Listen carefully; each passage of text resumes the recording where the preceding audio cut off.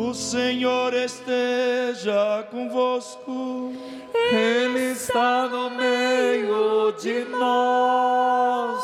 Proclamação do Evangelho de Jesus Cristo, segundo Lucas. Glória a vós, Senhor.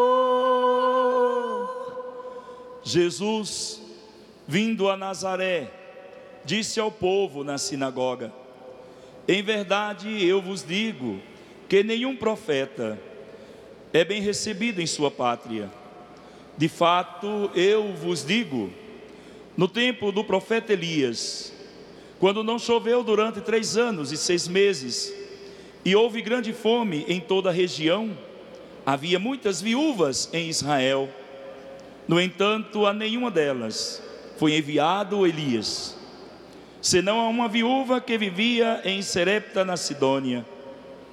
E no tempo do profeta Eliseu, havia muitos leprosos em Israel. Contudo, nenhum deles foi curado, mas sim Naamã, o sírio. Quando ouviram estas palavras de Jesus, todos na sinagoga ficaram furiosos. Levantaram-se e o expulsaram da cidade. Levaram-no até ao alto do monte, sobre o qual a cidade estava construída, com a intenção de lançá-lo no precipício. Jesus, porém, passando pelo meio deles, continuou o seu caminho. Palavra da salvação. Glória a vós, Senhor.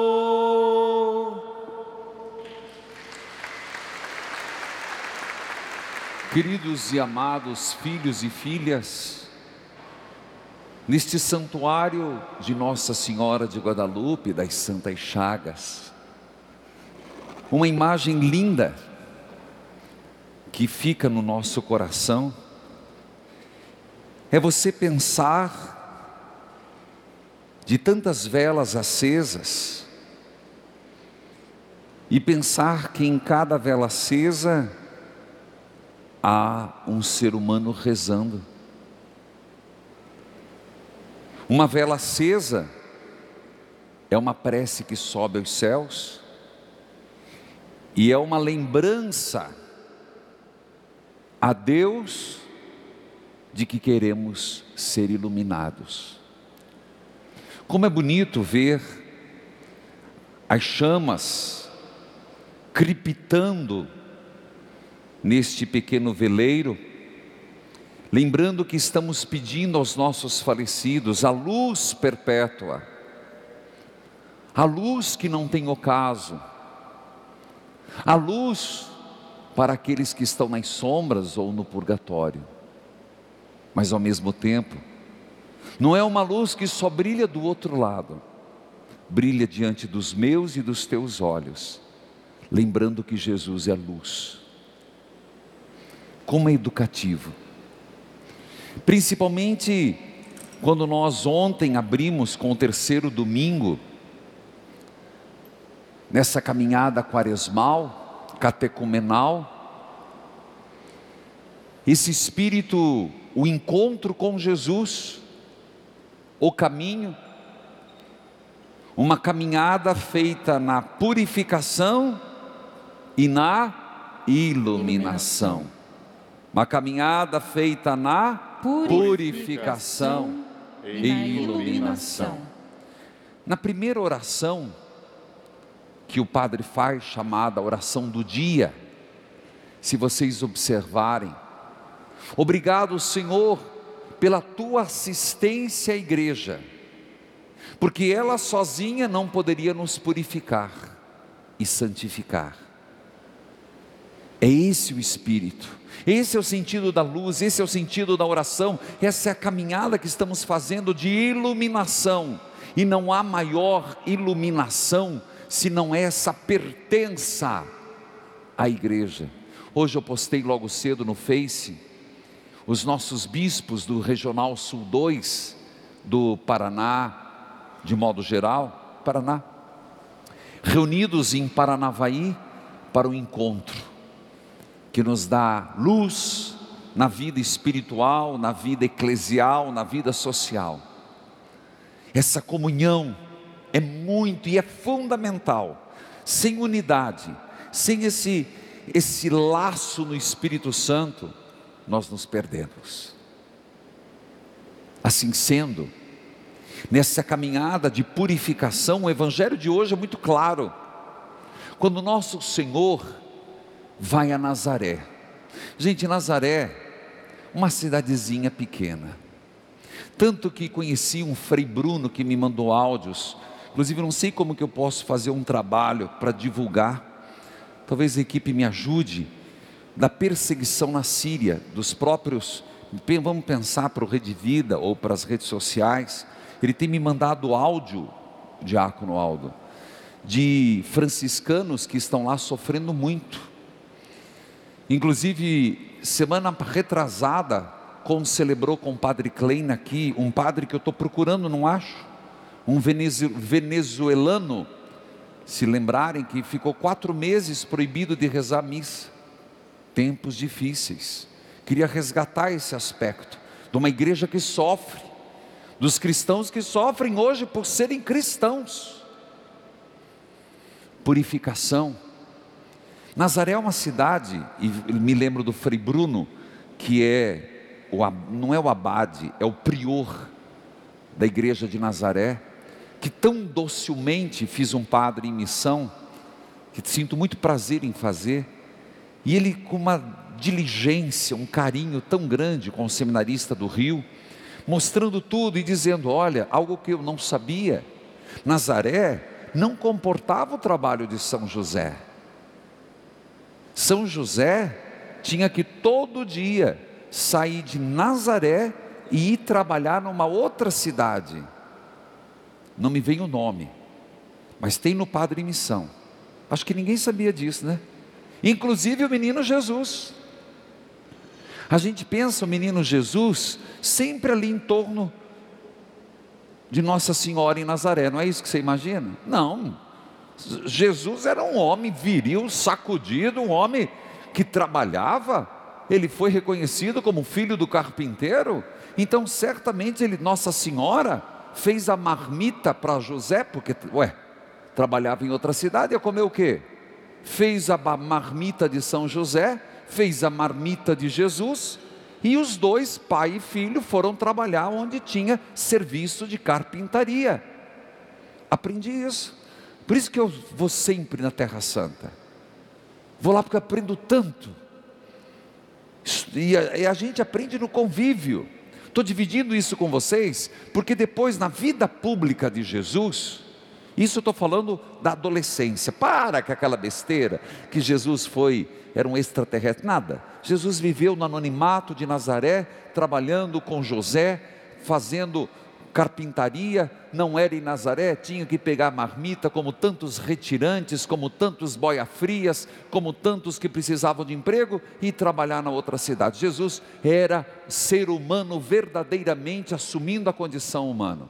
Nessa condição, com 30 e poucos anos, é bom lembrar, por que 30 e poucos anos? Porque a vida pública de Jesus começa aos 30. Ele teve 3 anos de vida pública. Nesse período ele volta para Nazaré, e quando ele volta, o pessoal olha para Jesus e diz, espera aí, não é ele o filho do carpinteiro, do Zezinho lá, que ficava entre nós, que ia com a marmita trabalhar? Não é ele, filho de Maria, Miriam? Era assim. Ele foi desqualificado, vamos usar a palavra, porque era um ser humano. Para pensar, ele foi desqualificado, Jesus, não pelo que ele fazia, pelo que ele pregava, por ele ter sido de origem humilde, de serviço artesanal. Olha que coisa. Por isso que é importante a gente entender, porque a gente não pode negar o humano, nem o divino. Mas ao mesmo tempo, a nossa vida ganha sentido. Eu quero só frisar esse aspecto antes de entrar no que eu tinha propriamente do Evangelho. Não tenho pressa ultimamente de correr nas pregações não. Já perceberam ontem? Não vou ficar correndo não. Quem veio, forrou o estômago antes, tá bom, come depois. Quem está em casa está no seu conforto. Jesus foi desqualificado porque era carpinteiro, porque era filho de José. Tadinho de José. Estou falando, a Cleusa já mandou, né? Encomendou meu São José grande, né? Isso, depois a gente acerta a pagar. Quero um São José bonito assim, ó. São José é lindo. Gente, São José a gente tem que ter por devoção. São José parecia que por ter sido humilde foi uma ofensa. Olha que lindo de Jesus. Olha como fica. Você que levantou 4 horas da manhã, 5 horas para pegar um ônibus. Hoje eu vi uma matéria, me doeu de ver no Paraná. Nossa, meu estado amado, em Cascavel, os alunos terem aula embaixo de uma árvore, porque não tem escola. Não falo essas coisas, falo. Rio Grande do Norte também, viu? Vi hoje. As crianças lá não tem onde estudar. O quadro negro não tem. E a gente fica pensando, como é que fica? No fundo, Jesus valoriza tudo isso, sabe? Porque às vezes a pessoa se sente assim, poxa, mas minha vida é tão sem graça. A maioria vive isso. Acorda cedo, vir com a sua marmita, passar no terminal, pega 1, pega 2, pega 3 ônibus, trabalha o dia inteiro, volta para casa cansado, chega em casa, não tem vontade de nada, dormir, descansar. Jesus era assim. São José era assim. Então não se sinta um ET não, meu filho. É nessa lida que a gente se santifica. José volta ao Evangelho. Tive o privilégio de ir no precipício. Vixe, fiquei até com medo. Se alguém achar essa foto, bota no Instagram hoje. Um precipício, gente. Você sobe de Nazaré, é um precipício. Você sobe na montanha assim, você olha, um deslize de pé, você cai. Vou chegar lá. Jesus chega em Nazaré e eles começam a jogar na cara. Mas escuta, você não é o filho de Zezinho? Do seu Zezinho aqui? São José?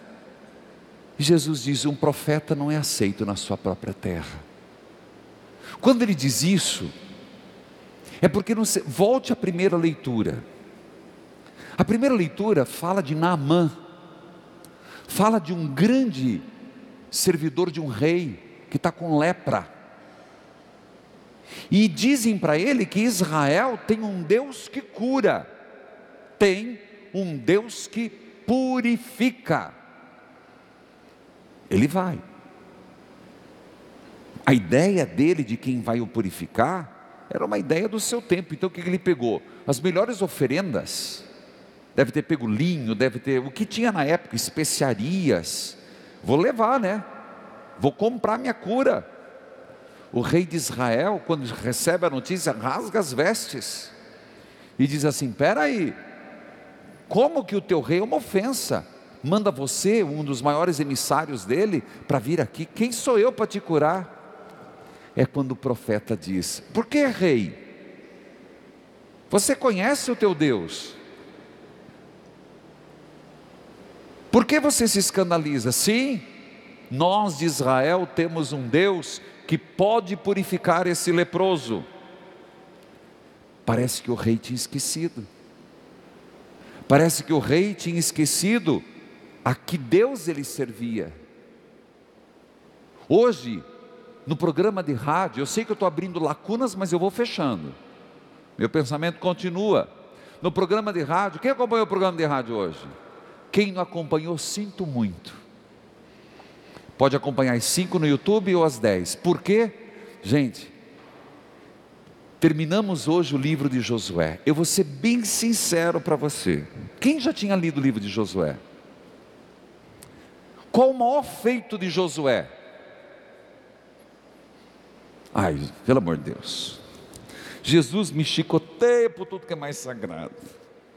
Vocês participam agora na segunda-feira. O que acontece na segunda-feira aqui na obra Evangelizar? Cerco de Jericó. Quem já foi no cerco de Jericó? Levante a mão. Oxe, parece que eu estou falando com um pagão. Não foi Josué que fez o cerco de Jericó? Mas todo mundo só sabe do cerco de Jericó. Não sabe, gente, leia o livro de Josué. Porque o cerco de Jericó foi um fato, mas o desdobramento do cerco de Jericó me dá um retiro, que não é agora, no futuro, já estou com o retiro do ano que vem na cabeça. Verdade? Você acha que eu lancei esse livro? Eu já estou com o próximo e o próximo na cabeça. Falei ontem para Cleuzinha, já estamos com o outro na cabeça. Gente, eu e minha casa, eu quero dar de tarefa de casa hoje, ler o capítulo 24 de Josué. Tarefa de casa. Ler o que capítulo? 24 de Josué. O rei, volta ao texto, tinha esquecido quem ele era, rasgou as vestes. Quem sou eu para vir Naamã da Síria, para vir aqui? Elias. Ô rei, você esqueceu que o teu Deus é Javé? Mande ele aqui, mande ele vir, e ele saberá que existe um profeta, existe alguém que lembra que Deus é Deus. Naamã vai com o seu jeito, deve ter ido com carruagens, com cavalos, seus súditos. Elias chegou sem fazer estapafúrdia. Amã achou que Elias ia fazer uma oração, ia fazer uma sessão de descarrego, que ia fazer aquelas coisas que a gente vê na televisão, né? Aquelas coisas, e toca não sei o que lá. Naamã vai se banhar no rio. Naamã vai se banhar no rio 7 vezes. Naamã ficou irritado. Eu, emissário, alto funcionário do rei da Síria, vim aqui para tomar banho de rio? Quem disse que na minha terra não tem rio mais limpo do que isso aqui? Ah, coitado, não sabia nada. Não era o rio, não eram as águas de Israel, não era o rio Jordão, não era o lago da Galileia, era o profeta que falava em nome de Deus, era Deus que curava. Lembra, foi proclamado hoje. Tudo isso foi proclamado na primeira leitura, mas eu estou tentando ver você entender que era por outra ótica. O que Naamã não conseguia entender, nem o rei de Israel conseguia entender, mas o profeta entendeu. Que que se proclamasse que Deus é Deus, e não existe outro Deus igual ao Deus de Israel, se lave. Relutou, lavou, ficou curado. Voltemos ao Evangelho. Coitadinho de Jesus, chega na sua terra. Não é o filho do Zezinho? Ele disse: o profeta não é aceito na sua terra. Mas não sempre foi assim. Elias, vosso pai, quando estava aqui, tinha tantos leprosos aqui em Israel, mas foi preciso vir Naamã, o sírio, para acreditar em Elias e lembrar que o Senhor é Deus. O mesmo com Eliseu, com a viúva de Sarepta. Aqui não vou me estender, para lembrar que o Senhor é Deus. Vocês não me reconhecem, vocês me veem o filho do Zezinho, mas o mundo entenderá que eu sou o filho de Deus. Se eu lhes pedisse coisas difíceis, é capaz de fazerem, mas porque eu estou dizendo, ame o teu próximo, perdoe os inimigos, porque eu digo que não seja olho por olho, dente por dente, vocês não reconhecem que eu sou Deus.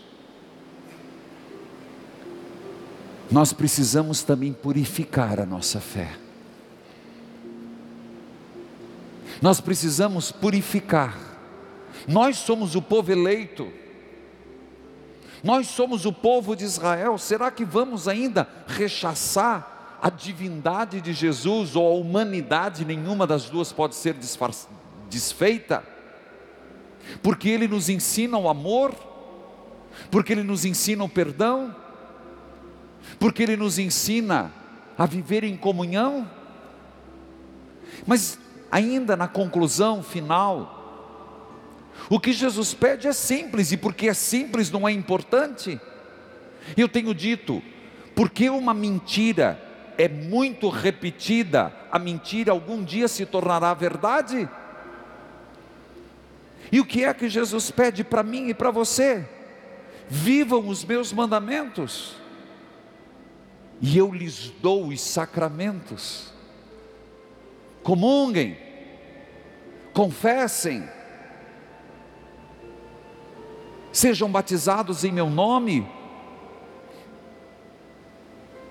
recebam o Espírito Santo, vivam um matrimônio santo,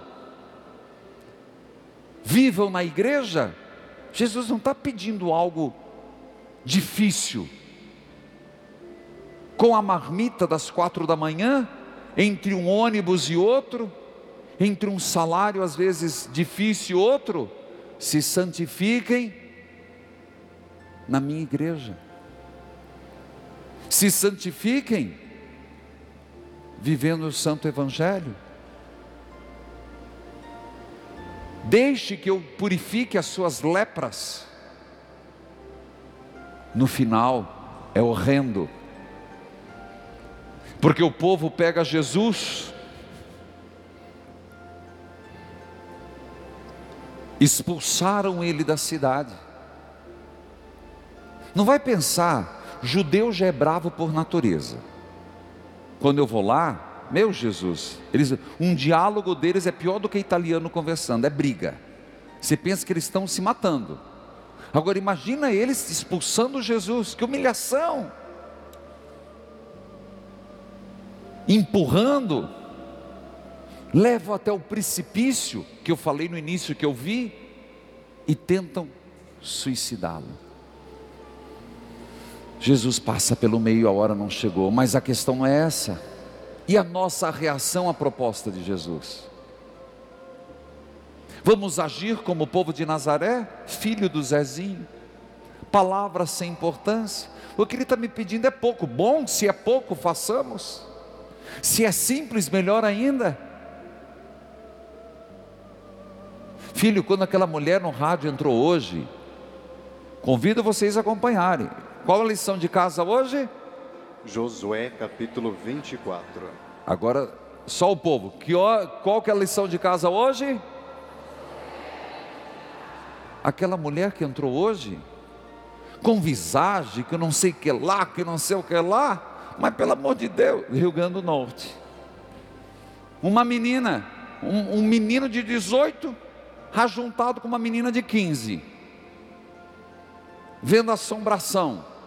Aí me começa a dizer que fulano de tal fez um pacto com não sei quem, que fez feitiço não sei aonde.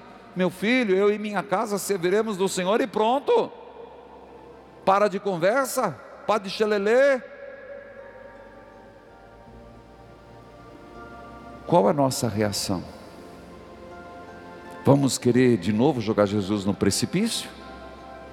Ou a nossa reação será de acolhimento, de conversão, e tomar o papel de Naamã e pedir: Senhor, cure as minhas lepras, o que você mandar eu vou fazer. E o Senhor não vai mandar 7 vezes entrar na água, Ele vai dizer: volte no teu batismo, nas águas do teu batismo, beba do meu sangue, coma da minha carne. Experimente meu abraço da misericórdia na confissão, e suas lepras desaparecerão, e tua carne, e tua alma, e teu coração será como de uma criança. Amém.